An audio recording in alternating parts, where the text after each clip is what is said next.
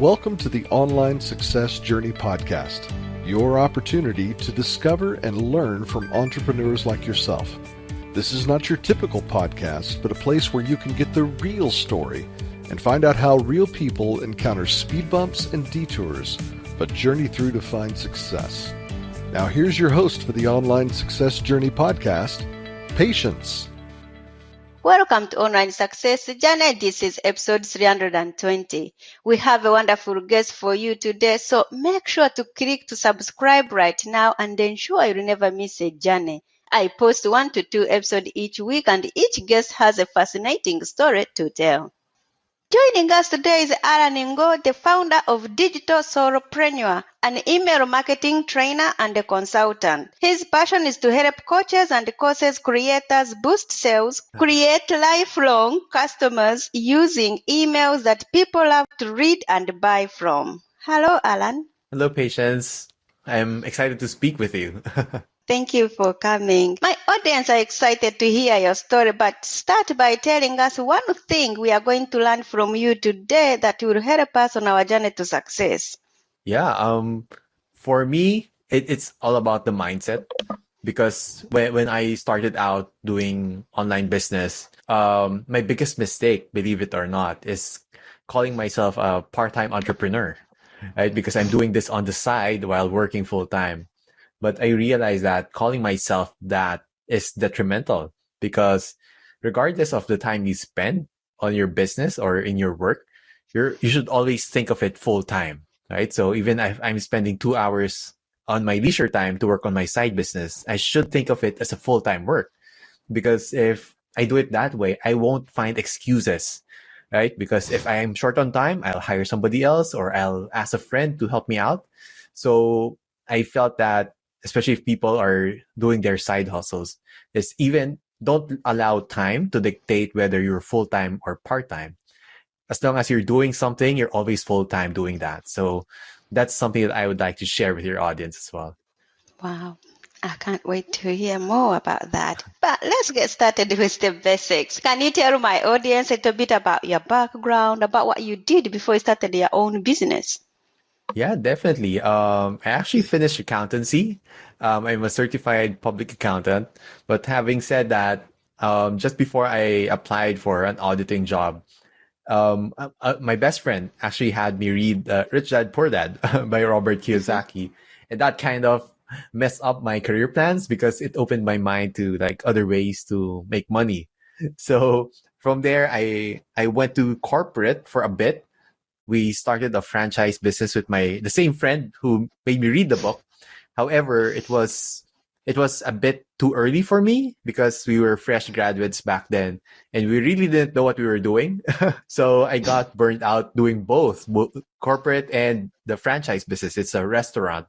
So I was telling my friends that I was fast becoming an educated bum because like I couldn't make corporate work. I couldn't make a business work. So I really didn't know what to do. So I took a sabbatical and explored finding a new job. But while doing that, I typed in the magical words like how to make money online. So that's when I found Odes. I think it's called Upwork now. So it's a freelancing platform. So I got my first job there, and it paid me, I was surprised, it paid me like 3 times what I was making as an assistant manager. And all along I was thinking like it's impossible to make money online because everything's a scam. But apparently not. So after that project ended, I helped with the family business, but the idea of making money online I was seduced by it. So I started doing this on the side as a blogger. I tried different things like social media posting, blogging, but it was really only in email where I got ROI from my activities. So for the 2 hours that I have at night, I just focus it on like running ads, building my email list, and sending emails, because that's the formula that has been working for me. So yeah, that's kind of how I ended up in the online space. Wow, what a background, Allan. How did your parents react when you said, oh, I'm not going to be an accountant. I'm just going to be spending time on social media, blogging? What was their reaction? That's an amazing question. It's an amazing question.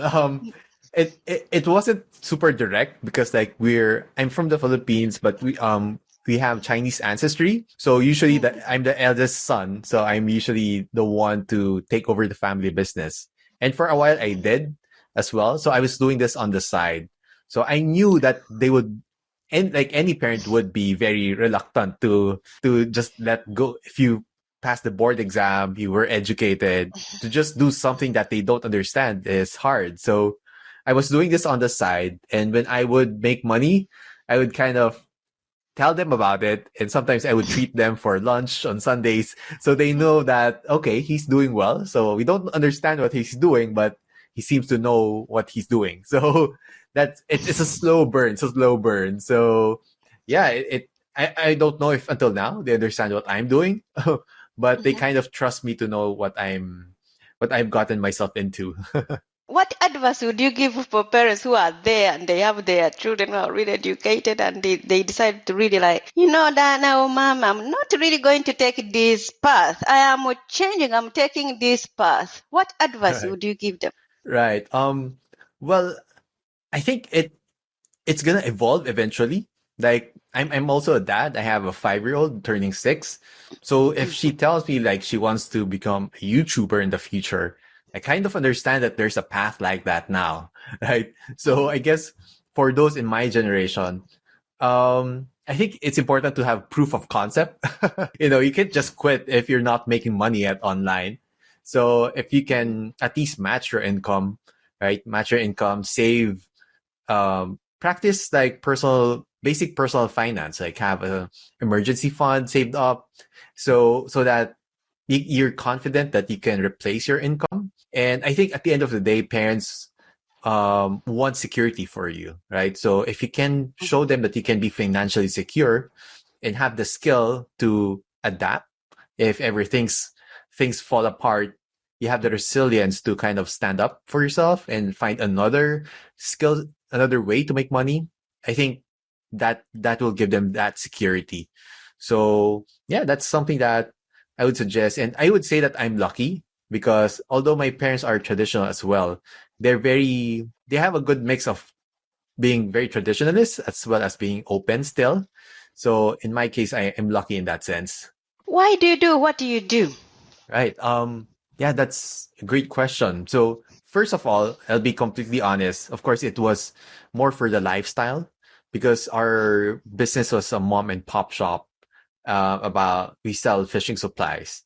It was very hands-on, basically, and I was traumatized from my franchise business, which is a restaurant, because handling so many people and all the drama that comes with it I was traumatized. So I was looking for a way to earn peacefully in my home by myself without hiring anyone. So it was more at the start, it was more of personal and quote unquote selfish reason.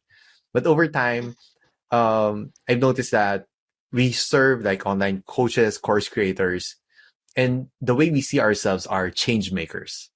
We may not change the entire world, but if we can help a coach sell a life-changing program to one person who otherwise might have not bought that product and not have changed his life, then that's our contribution to the world, and if we can get paid doing that, then it's a win-win for everyone. So I like working with coaches that are mission centered, they have a purpose for what they're offering. And yeah, that's kind of it evolves, and who knows, like maybe a year from now it might evolve as well. But yeah, that's where I'm at right now with regard to what drives me moving forward. Let's put man aside. How do you know you're successful in your new business? So overall, I think part of it is happiness and finance. So of course, finance, since I do have a family myself. So as long as I can provide for them, and of course, set aside something for the future, that's kind of one of the basic needs. And at the same time, there's that sense of fulfillment as well. Because when I was still working in our family business and I was juggling the balancing act, there were some physical manifestations of my stress. Like I would get more irritable. I would have allergy marks on my body because of the stress. But when I turned full time in 2017, magically some of those symptoms went away. So some of it, I believe, like part of it is fulfillment as well, and being at peace with what you do. So I guess some of the symbols for me were something I didn't look for, but were something that manifested physically. And when they went away, that's kind of one of my successes, meaning it was a sign for me that you're on the right path. As you mentioned, now you help newbies online to boost their sales and also training to internet marketing. But can anyone be an entrepreneur, or are some people more cut out for it than others? That's a great question, actually. It's something that I pondered as well. Because for me personally, of course, growing up in an environment where entrepreneurship was the main option, because like growing up here, my ancestors came from China, and when they migrated, they didn't qualify to take any professional tests. Like they can't be lawyers, they can't be doctors, they can't take any professional exams. So the only way they can earn well is really through entrepreneurship. So that kind of mindset has been passed down generation to generation.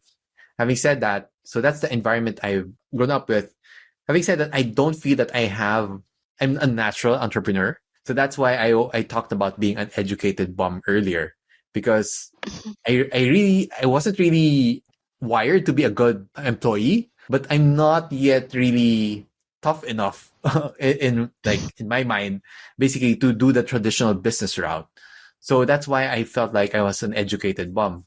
So fortunately for me, it seems like entrepreneurship online seems to fit me better.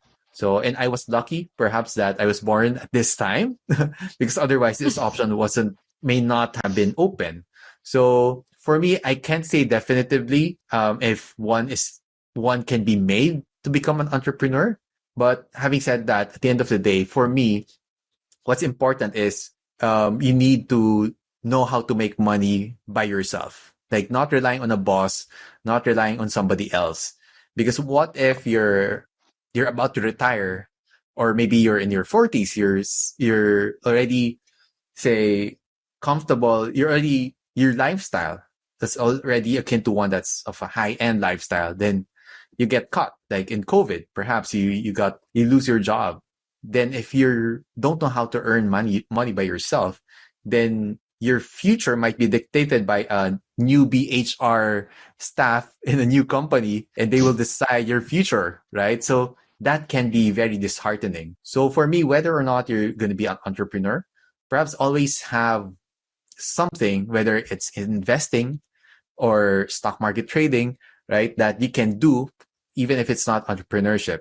So each person is different. So I can say that there are people who are wired to become employees because that's their skill set, right? So yeah, that's kind of my long-winded answer to, I think it can be open.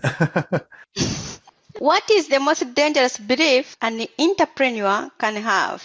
I believe that feeling that you know everything. The most successful people that I know, they are some of the humblest. Like I rub elbows with people who have like $1 million businesses, but they're open to hear ideas from myself that I think, like, especially someone younger, and they would be super humble. Like, okay, I want to learn from you. And I would be taken aback because they'd be someone that you'd imagine they'd be mentoring somebody like me, but they're open to learn something new.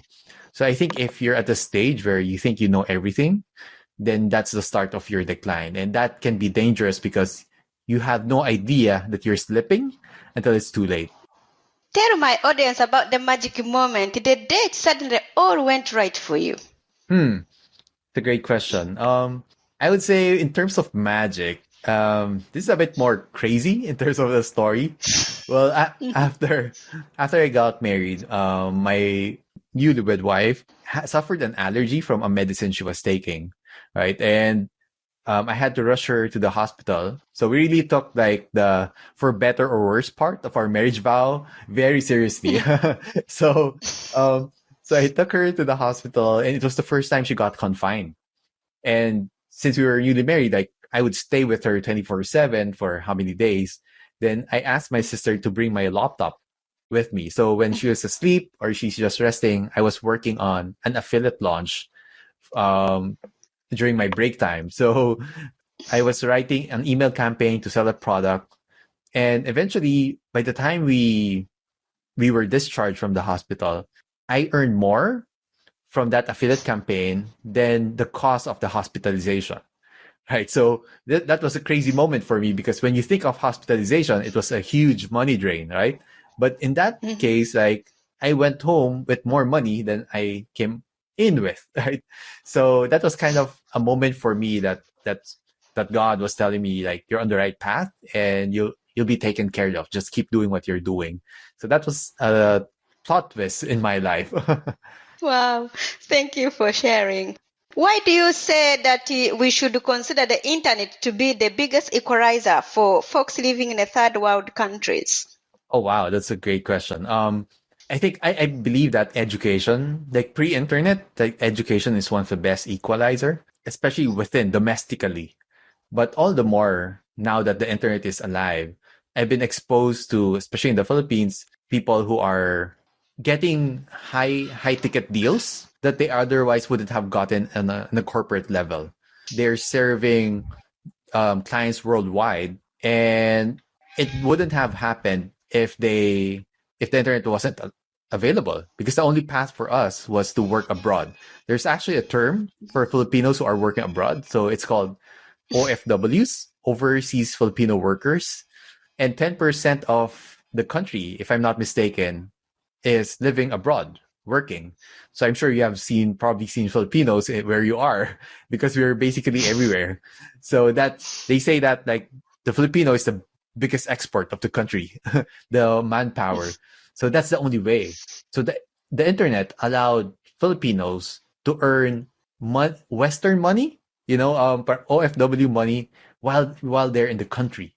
So I've seen many compatriots who have built homes, right? Some I've known even one who bought an island from her internet income. So for me, like that's one of the best equalizer because it doesn't discriminate, right? It doesn't discriminate whether you're old, whether you had a high school diploma, even if you just finished elementary, whether you have any disabilities. So on top of being economically a big equalizer, it's also an equalizer for all sorts of say discrimination, free from discrimination that otherwise might affect them in the workplace. So yeah, I think it's one of the biggest blessings, especially for a third world country, that especially one that speaks English.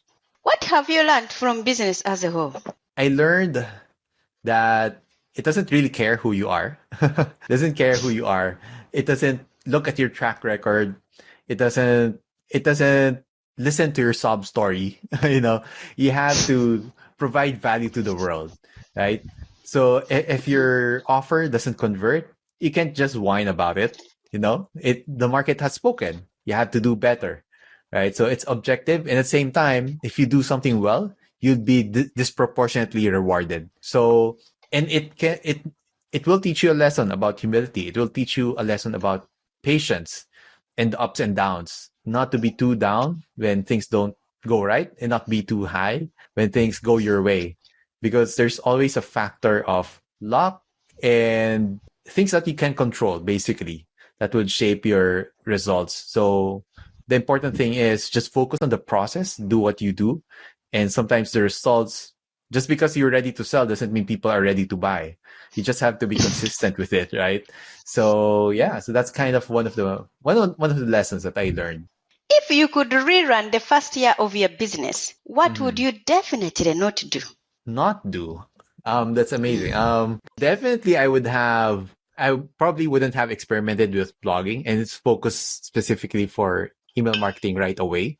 And I would probably have so I won't spend time there. And also I would have kept the earlier assets that I had, because my first niche was in Mandarin Chinese, my second was in stock market, and now I'm in digital marketing. I probably wouldn't have let go of the earlier ones, just to have a case study as well and have those assets until now. So yeah, those are a couple of things that I would change if I had a chance.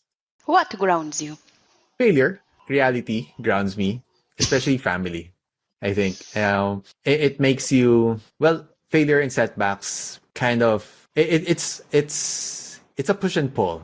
It's a push and pull because it can't go be so down if things don't go right, because when you look at your family, you're reminded that you're blessed, right? And when you're high, you still have to understand that there are people who are not as fortunate, and at the same time, you want to be a good steward of success, a good example for your child. So you want to live the way that you want your child to live, right? So that's kind of what grounds me, because you don't want to ever do you don't want to be the inspiration for bad habits, right? So that's one of the biggest things that grounds me. What is the most valuable thing you have ever given away? I would say I've done a lot of consultations for free, and I would say that those are some of the best ones that I've given, because those I'm giving consultation, but more than that, I'm giving my time. And it's not just consultations, but helping others, helping people who will never be able to pay me. I think for me, I humbly submit that, because time is something I can't ever get back, unlike money that I can earn, right? So for me, that would be some of my biggest contributions, something that I gave away, because I think I'm not looking for anything in return, but I think somebody would pay it forward. And again, going with the idea of being change makers, I hope that advice could lead them to better things, and they could pass whatever they learned to somebody, and maybe that could impact their lives as well. What is one thing that has contributed to your success?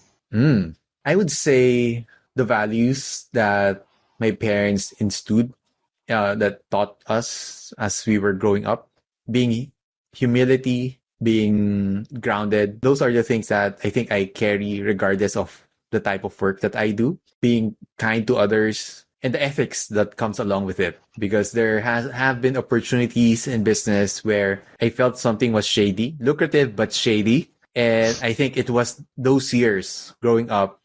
Like, I remember one time my grandma, it was raining hard.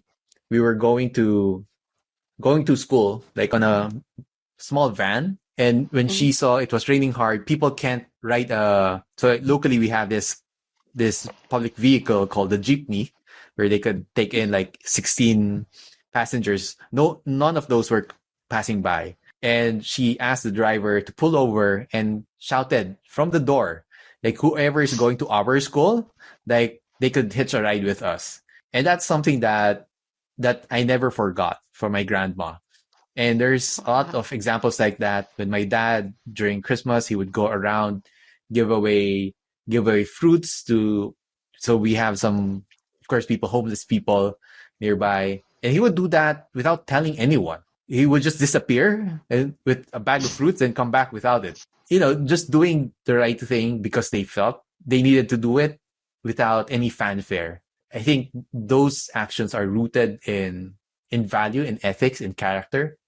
And I believe that has helped me, that has saved me, and that is something that I'm proud of when I offer a program, that will never shortchange someone. We'll over-deliver. We'll take the loss rather than our customers. So those are the mindset that has helped us with the business. In your business, do you have a coach or a mentor yourself? I do. Right now, I do have another one. I think, in fact, the reason that we were speaking was because one of my coaches right now was encouraging me to do partnerships to grow the business. And that's why I connected with you so that I challenge myself to grow outside of my domestic experience, and challenge myself to go global as well. So yeah, I feel that to go to a place that I haven't gone through, I need some help from people who have done what I've done already. So yeah, I do. I still have mentors, and my mentors are not just coaches, but also books. Even from not just outside of business, I also have mentors as well. So yeah, I think as long as you're hungry for growth, mentors will always come up. What is the most valuable thing your mentors has told you? You have to believe in yourself. That's one of the biggest things, right? Because even when coming on with interviews, I would over prepare because there's some part of me that isn't sure whether I'm qualified, especially at the world stage. So upon seeing my work as well, then they would tell me, yeah, I can handle myself. Just put myself out there, right? So that's one thing. Another mentor who's from Asia, who's living in New Zealand. I asked him, because we both were from third world countries. I asked him one time, how did you decide to put an offer out to the world? Not just for his local community. He just told me, I just decided to. so okay, so those are the things that really helped me out, because I never envisioned myself to be selling something. Heck, I'm supposed to be an accountant. I'm supposed to be counting other people's money, and I'm not supposed to be someone selling and making money on my own. So that was like a big hurdle for me to overcome. That's why that advice resonated with me. What is one thing no one knows about you? That's a great question. Well, growing up, I like cars. So when we were young, there was this tub of ice cream that's round. The tub was round. So I would take the cover and use that as my steering wheel. And when people would ask me, what do you want to be when you grow up? People would imagine wanting to be a pilot, wanting to be a businessman, a doctor. I would tell them I wanted to be a driver. And it's not a race car driver, literally somebody who just drives cars all day. And back then there were no Uber, right? There's no Lyft. So it's really just either you're a personal driver or a taxi driver. So for me as a kid, like, I was puzzled. Why are you guys laughing? Like, I enjoy driving a lot, even if I was just a kid. So perhaps that's something that people don't know about me. What is the most important question to ask someone who's bought from you? I guess for my past clients, did he deliver what he promised to deliver? I think that's one of the biggest questions you could ask, so that you'll know, because in that question, you will understand the character, the quality of work, and the work ethic. And because I hear that a lot of clients don't necessarily get the best service or the most skilled person. They tend to get the one that they feel safe with. So if you have like a track record of happy customers, at least you cover the bases in terms of safety and reliability at the very least. Yeah, I think that's something that might be interesting to ask. What is the biggest misconception people have about email marketing? Anyway, is email marketing still a thing? I thought it died. Right. I think it died like 1,000 times already. But yeah, I think especially when the pandemic happened, there were a lot of businesses that went online, right? So a lot of e-com businesses started sprouting up. And when it was fresh, people, like in my experience, people would spend money on ads and they would get 2x, 3x, 5x in return. But when folks started going to e-commerce, the competition jumped up. Facebook ads weren't returning as much. So if you don't run ads, you don't make sales. However, if you run ads, you don't make enough sales. So that's where, kind of, especially for e-commerce businesses, email marketing came to save the day, because in many ways, email marketing is unlimited ads, right? Because you subscribe one time, right? And you can send multiple messages, quote unquote ads, to sell the product. So it will save you on costs while giving you multiple shots, multiple attempts to close the sale. So the analogy I'd like to use is like Facebook ads. It's like ordering a la carte at a restaurant. Every time you want to appear in front of the target market, you pay each meal. Emails, though, it's like a buffet. Like, you pay a fixed fee for like 5,000 subscribers, and you get multiple cracks, right, at to make the sale, and not being spammy at all. Like, you can share stories, you can inject humor, right, and that's one of our favorites. Like, we're really good, or we really love storytelling and injecting humor, personality. That is something that, especially now, living in the digital world, It applies in e-commerce, whether you're selling courses, membership, or building a community, because everyone now, I'm sure you'd agree, Patience, like everybody is now a publisher, right? Whether you're on YouTube, you're on a podcaster, you're a blogger. Right now, oil isn't gold anymore. Like data is the new gold. So if you can speak to people, you have access to an audience, that increases your value. And compared to social media, where you're renting property with Mark Zuckerberg, with emails, you own the data, right? There's a reason like you can't buy anything from Amazon if you don't register first, because Amazon is smart. They know that they can maximize your lifetime value as a consumer if they get your email address first, right? So we just take it for granted when they offer 10% discount, 15% discount if you join our newsletter. These people are smart. These are smart businessmen and women, because they won't offer that discount if they won't make that money back, right? So if they're selling $25, they're giving you $25 credits, it just means that your email address is worth at least $25, because they won't lose money on that. So if that's the case, then email can never be dead, because those are the signs that they're telling you that email is worth money. Let's talk about your business. Tell us more about it and who can join. Yeah, definitely. So right now we do trainings. We help entrepreneurs, especially coaches and course creators. We do trainings, online courses. We have a membership site that helps them write emails that are engaging, right? That can mix content and promotion in one, because a lot of people are apprehensive of sending emails because they feel that they're salesy, they're pushy. So we inject stories, humor in our emails, so that even if you're promoting something, people will look forward to your emails. And we help them write addicting emails so that people would actually even complain if you don't send emails. So that's how we can help them, because by doing so, we warm them up. And by the time they're going to launch their courses, launch their offers, some of our students, some of our clients as well, we've gotten emails that, hey, I didn't even read the sales page anymore. I just waited for you to send the link, scroll down to the buy button, and bought your stuff. So that's the power of having that relationship with your audience, right? And having the proper build up. So especially if you're infopreneurs, you're selling ebooks, online courses, we can definitely help you out. Who's your perfect clientele? Yeah, I would say somebody who already has a valid offer. So they already have enrollments in their courses, and they have at least 1,000 people on their email list, and they're constantly growing that.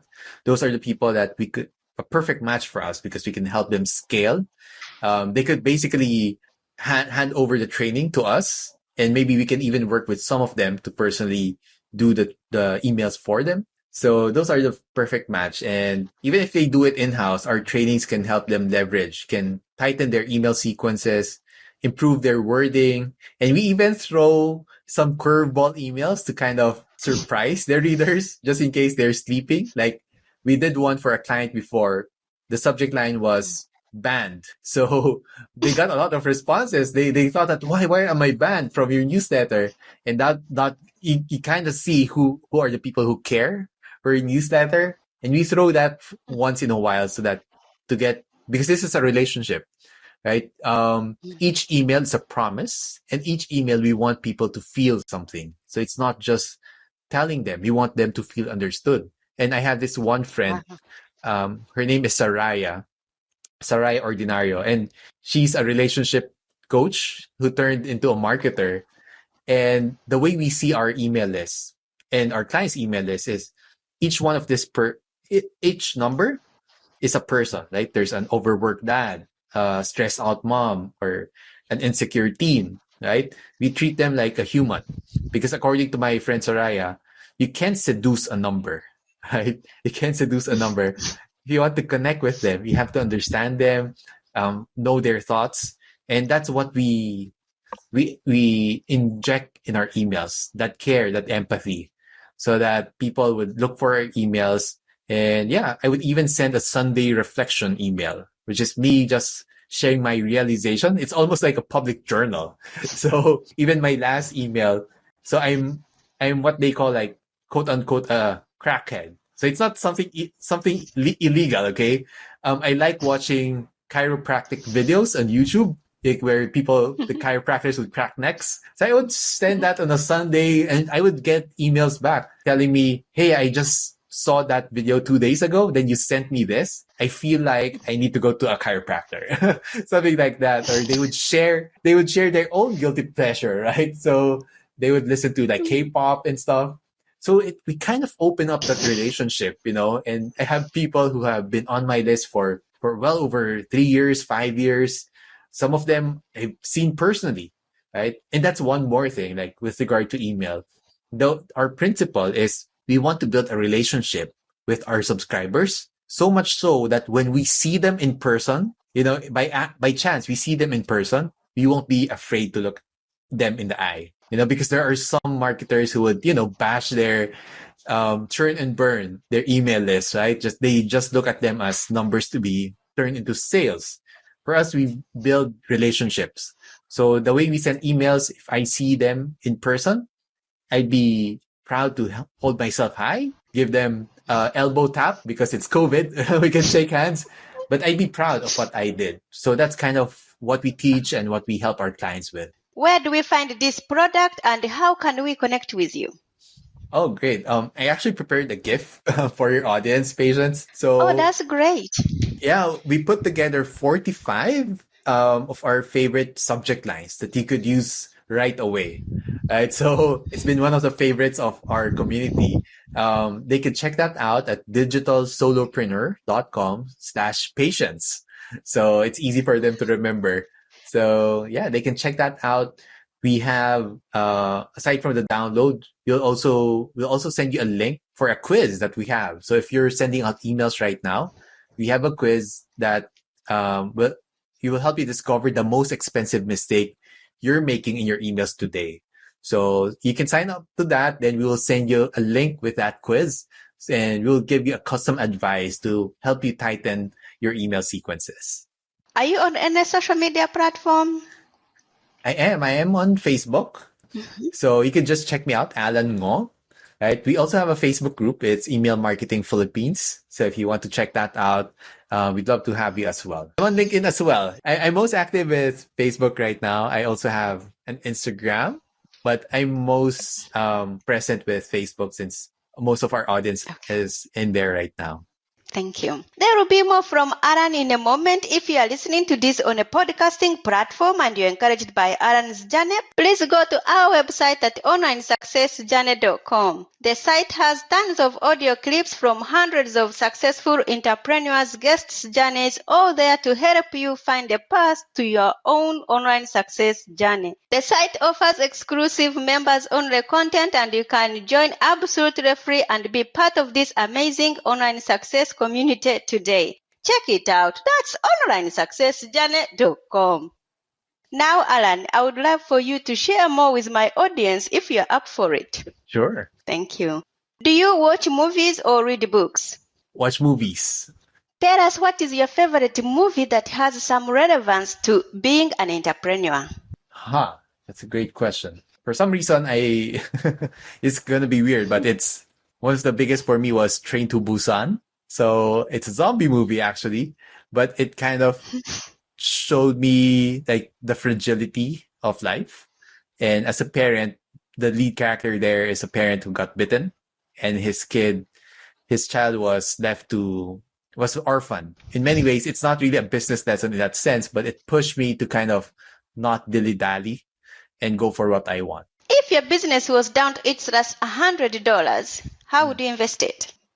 That's a great question. So for me, I look for partnerships. So in one way, of course, I'll keep my email marketing service alive, but at the same time, I look for partnerships, whether I could spend that to buy solo ads and drive it to an offer that I may have, or an affiliate offer, just to keep the cash flow alive. And once I have enough cash flow, I'll bring back my regular operations, my regular team. yeah, I'll use that money to find access to people I want. What is the best business book you have ever read? Well, I guess with the impact of my life, I guess Rich Dad Poor Dad would be the most impactful. I wouldn't say it's necessarily the best book, but for my history, it was one of the biggest turning points when I read that. If you are going to keep a note to yourself in your pocket every day, what would be written on it? I have a poster. I have a poster that I printed out. It says "Rise to the occasion," because before I would pray for bad things not to happen, but I realized that that's not really.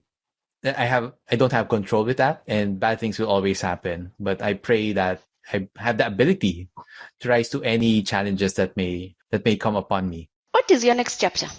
Global, I think. Getting out of my comfort zone and serving the world and not limiting myself to what I've been doing and to what I'm comfortable with. Do you feel like you succeeded or like you are only on the way? I've always felt that I'm always on the way with just milestones along the way. So I think that's going to be my mindset even if I I grow old. It's just a constant journey with memories behind it. Will you ever stop? Probably not. I don't. I think when I'm in heaven. Remind us how we can connect with you once more. Well, on Earth, you can connect me. Yes. via digitalsolopreneur.com. You can send me an email, say hi, Allan at digitalsolopreneur.com. And as well, my gift for your viewers and listeners, digitalsolopreneur.com/patience for the freebie. Thank you. Allan, it's been great to have you here to share your online success journey with us. Thank you, Patience. It's been amazing. You asked wonderful questions. You caught me off guard. Thank you. Remember, success is a journey. Don't wait. Let's start the journey. Patience and Allan. This is not the end of the journey. We hope you've enjoyed listening to Patience and her guest and want you to know there are hundreds of episodes available at onlinesuccessjourney.com. Patience would like to thank you for listening to the podcast, and she has a free gift for you on her website, including an audio compilation of her guests' best tips, uplifting stories, and even a bit of fun. Additionally, there are special clips of over 250 episodes that have never aired on the podcast, and they're only available to members of the Online Success Journey. Check the website and click on Join Now to get free and instant access. Of course, you know that listening to the journeys of others helps each of us chart our own path. So make sure you're subscribed on your favorite platform to be notified as each new interview is posted. There are so many ways to stay connected to the Online Success Journey and listen in. And if you're enjoying the podcast, we appreciate your help in telling others. One of the best ways to share the benefit you get is to rate and review the podcast at iTunes and other sites. We appreciate your help and your willingness to share your journey. One last thing. If you're feeling a bit lost or overwhelmed on your own journey, Patience can help. Check out her course on clarity while you're at the website. Finding clarity is a great way to get back on the right path. On behalf of Patience, and until next time, thanks once more for listening. It is our hope that this podcast will guide you on your own online success journey.